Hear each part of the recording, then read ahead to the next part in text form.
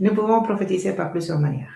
Mais quand nous prophétisons, c'est parce que nous avons eu une direction de la part du Seigneur. C'est parce que nous avons reçu une révélation du Saint-Esprit. Il y a plusieurs manières. Le fait de prophétiser, c'est simplement de transmettre les révélations du Seigneur à son peuple. Ces révélations, nous pouvons les recevoir de différentes manières. Parce que nous discernons savoir, parce que nous l'écoutons, parce que nous avons des dons qui nous donnent accès à recevoir cette information, comme les dons de prophétie, les dons de science, paroles de connaissance. Parce que nous avons également une vision, parce que nous sommes dans une atmosphère et le Seigneur, dans cette atmosphère, nous amène à recevoir des paroles, parce que nous sommes dans la dimension prophétique, parce que nous avons une notion prophétique, parce que le Seigneur nous parle, parce que le Saint-Esprit nous parle.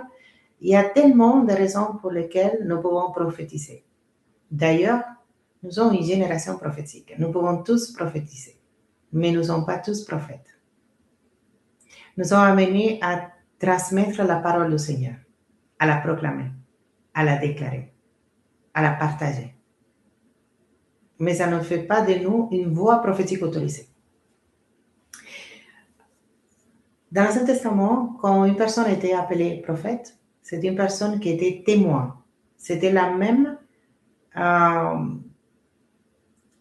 responsabilité qu'avait un juge. C'est pour ça que les prophètes pouvaient être juges. C'est pour ça qu'on voit la prophétesse Déborah, on voit le prophète Samuel. Pourquoi? Parce qu'un juge était un témoin entre la parfaite volonté du Seigneur et sa justice et le peuple. C'est-à-dire que les prophètes pouvaient témoigner de tout ce que le Seigneur avait déjà déclaré, établi dans son peuple. Témoin. Ça veut dire que quand je suis témoin, je peux attester.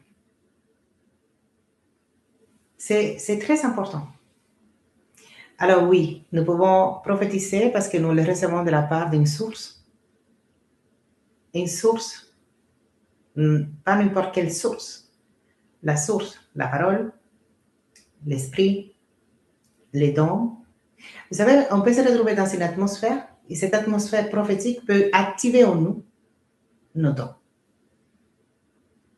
Mais très important, l'effet de prophétiser ne fait pas de nous des prophètes. D'ailleurs, un prophète, une prophétesse, ce n'est pas quelqu'un qui prophétise. Pourquoi nous le savons? Parce que quand on voit dans la parole,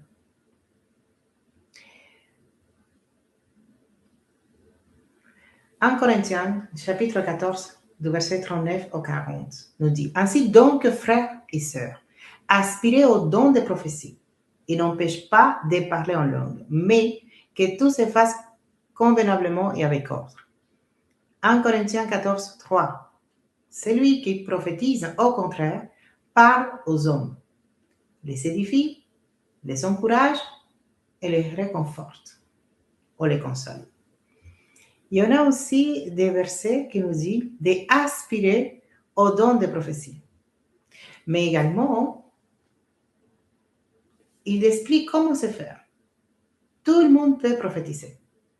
Est-ce que quand l'apôtre Paul nous parle dans ce chapitre que tout le monde peut prophétiser, que tout le monde peut aspirer au don, que tout le monde peut transmettre, il est en train de dire que toute l'assemblée est composée par des prophètes? Prophétiser, ce n'est pas révéler une information. Ça, c'est le don des sciences.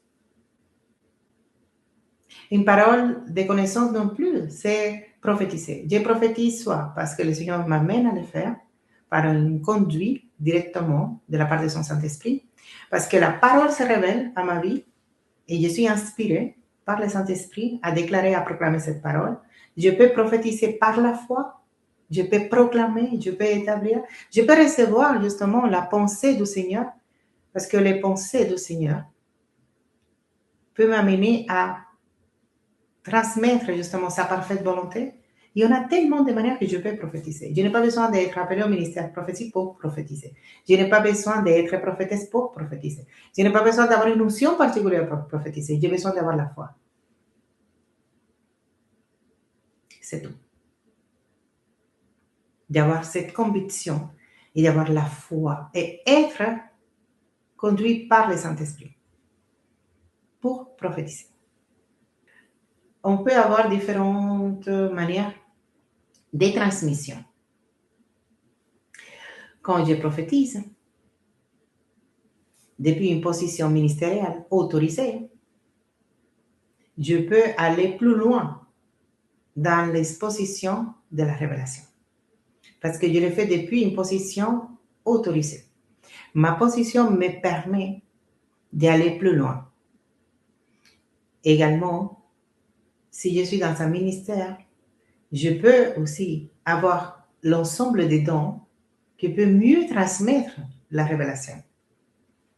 Si je reçois de la part du Seigneur une vision, les visions sont difficiles à pouvoir transmettre parce que la vision est composée par des images. Et la plupart des images sont sourdes, sont muettes. Comment transmettre? Je pourrais avoir à ce moment-là l'aide du don des paroles de science, des paroles de connaissance, des paroles de sagesse, pour mieux transmettre. Le plus important, c'est la connaissance de la parole. Pour mieux connaître sa voix et pouvoir justement discerner quelle n'est pas sa voix. Qu'est-ce que le Seigneur souhaite? Qu'on puisse connaître plus profondément son cœur. À travers sa parole, nous pouvons y accéder.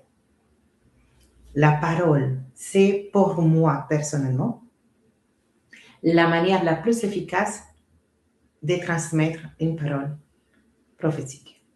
Si vous souhaitez prophétiser et vous n'avez pas l'expérience, ou vous ne connaissez pas vos dons, ou vous n'êtes pas habitué à transmettre, sachez qu'à travers la parole, vous pouvez le faire.